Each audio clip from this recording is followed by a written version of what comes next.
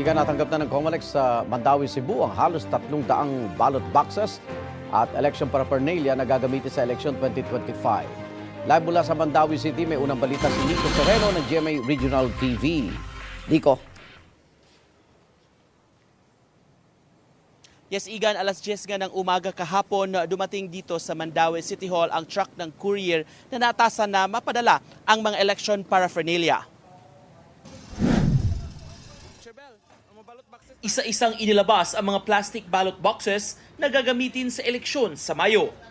Pinangunahan ng tauhan ng COMELEC Mandawi City ang pag-supervise sa pagtanggap ng mga boxes. 270 ballot boxes ang natanggap ng COMELEC Mandawi. Dito isisilid ang official ballots matapos bumoto ang mga botante.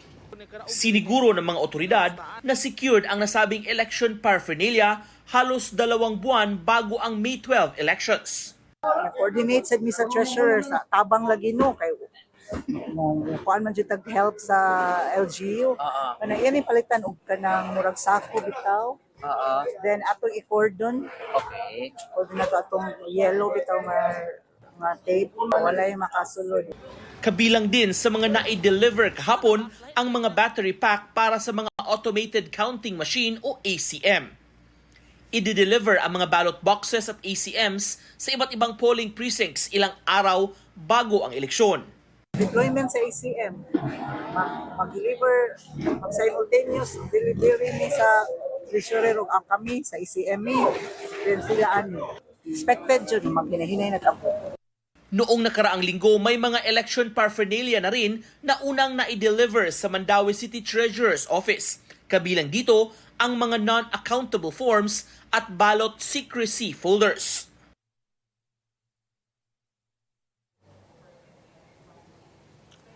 Igan, habang papalapit ang eleksyon, inaasahang tuloy-tuloy ang pagdating ng iba pa mga shipment ng mga election paraphernalia. Samantala dito sa Mandawi City, nakakordon na itong area kung saan nakalagay itong mga ballot boxes. Lalo't inaasahan ang pagdating pa ng ibang mga kagamitan na gagamitin sa eleksyon ngayong Mayo. Yan ang pinakahuling balita mula dito sa Cebu.